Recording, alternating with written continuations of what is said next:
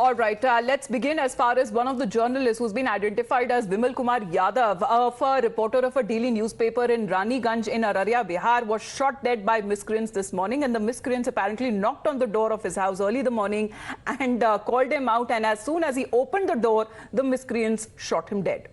Well, we're given to understand that the incident is of his residence, which is in Raniganj police station area. The police is looking for the accused. Meanwhile, JDU has assured justice. JDU says guilty will be punished.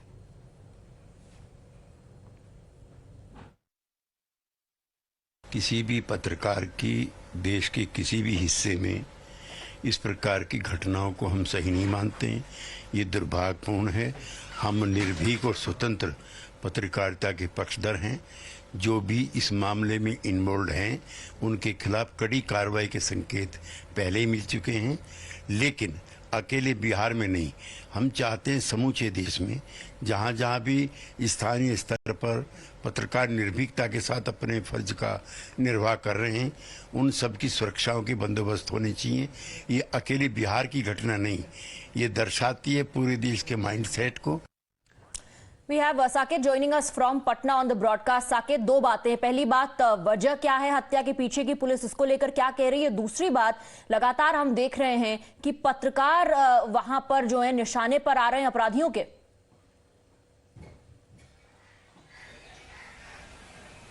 देखिए, बिल्कुल जो वजह है इस घटना के पीछे, जो अब तक जानकारी मिली है, जो सोर्सेज हमारे बता रहे हैं कि 2 साल पहले जिसकी हत्या हुई है, विमल कुमार, जो एक दैनिक अखबार के यहाँ पर पत्रकार थे अररिया में, उनके बड़े भाई की हत्या की गई थी 2 साल पहले, और मुख्य जो गवाह है वो विमल कुमार थे उस मामले को लेकर। तो इसी वजह से जो अपराधी थे वो दबाव लगातार उन पर बना रहे थे कि वो अपना नाम वापस ले मुख्य गवाह के तौर पर, और इसी दबाव के चलते जो अभी तक जो प्राइमरी जो इसकी इन्वेस्टिगेशन हुई उस आधार पर ये बातें सामने आई है कि उसी आधार पर उसकी हत्या कर दी गई है विमल कुमार की।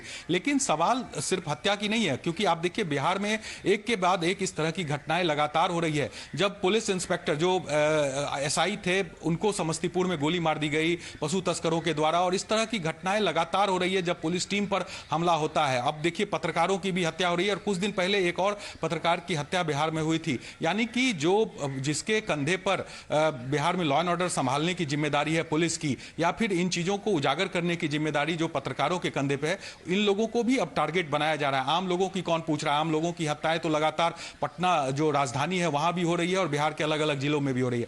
भले पुलिस प्रशासन ये कहती है कि हम इन्वेस्टिगेट कर रहे हैं, चीजों को जल्द खंगाला जाएगा, जल्द गिरफ्तारी होगी। बात कर रहे हैं साकेत, हम एक बार पुलिस का जो रिएक्शन आया है वो भी चला देते हैं। What the police is saying on this ongoing investigation, if they have been able to identify the culprits who were behind this incident that was reported early this morning. Let's play out that reaction.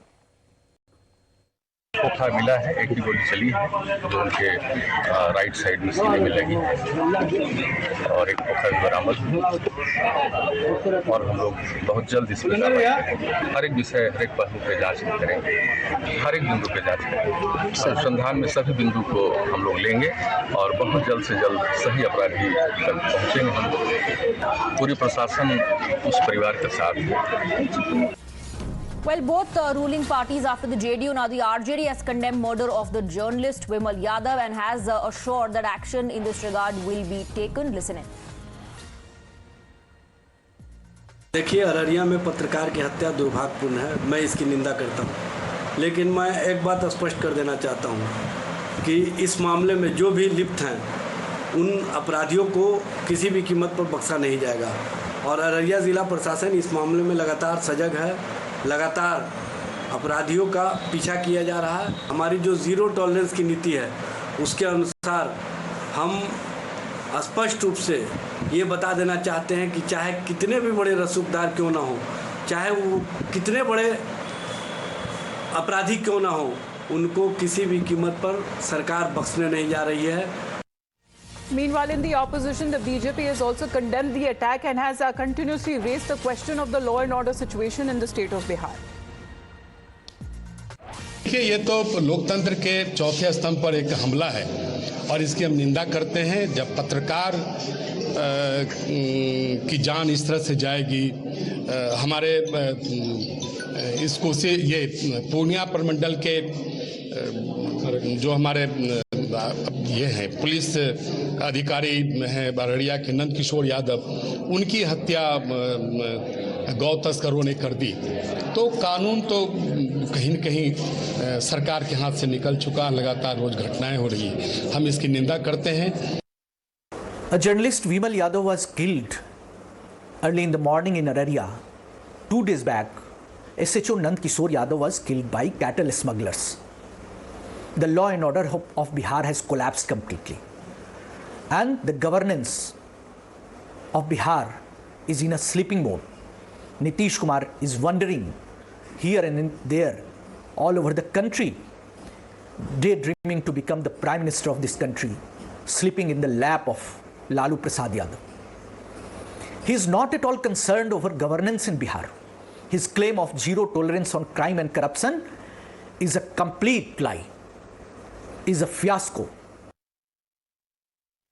Saket continues to be with us on the broadcast. Saket, जो विपक्ष है वो इस हत्या को पूरी कानून व्यवस्था के साथ जोड़कर देख रहा है।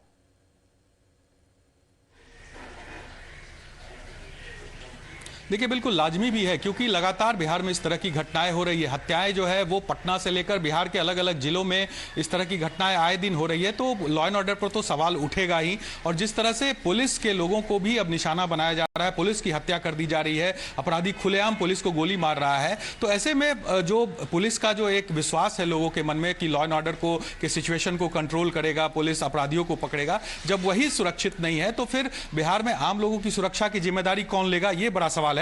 और जिस तरह से आज पत्रकार की भी हत्या हुई है अररिया में, यह भी बड़ा सवाल उठाता है। और ये जिस तरह से मनोबल अपराधियों का बढ़ा हुआ है, और खास करके आप देखिए ये जो विमल कुमार की हत्या हुई है, इसके पीछे की वजह जो है वो सबसे महत्वपूर्ण है। उसके भाई की 2 साल पहले हत्या होती है, और उस मामले में जब वो गवाही देने कोर्ट जा रहा है, जब वो गवाह है, मुख्य गवाह, तब उसकी बात हो तो देख रहा है पुलिस। कोई किसी के बारे में हुआ है, अभी एक न्यूज आया, तुरंत हमने अधिकारियों को कह दिया कि क्या हुआ है जी, इस तरह से हुआ, हमको बड़ा दुख हुआ। हम यहाँ आने के पहले देखे हैं न्यूज में, तो हमको लगा कि भाई कैसे किसी पत्रकार का हुआ, तो हमने तुरंत अधिकारियों को कहा इसको देखिए, और मुझे बहुत दुख हुआ कि कैसे किसी की हो गया, तो देख रहा है तुरंत। और बिहार में सूखा की स्थिति बन रही है बारिश नहीं होने से, किसान Well, that has been the reaction that is coming from the Bihar Chief Minister. Saket, हमने सुना अभी बिहार के मुख्यमंत्री, क्योंकि लगातार हम देख रहे हैं विपक्ष की तरफ से सवालिया निशान उठाया जाता है। जहां तक अगर लॉ एंड ऑर्डर के बारे में बात करें तो बीजेपी की तरफ से जंगल राज का आरोप लगाया जा रहा है।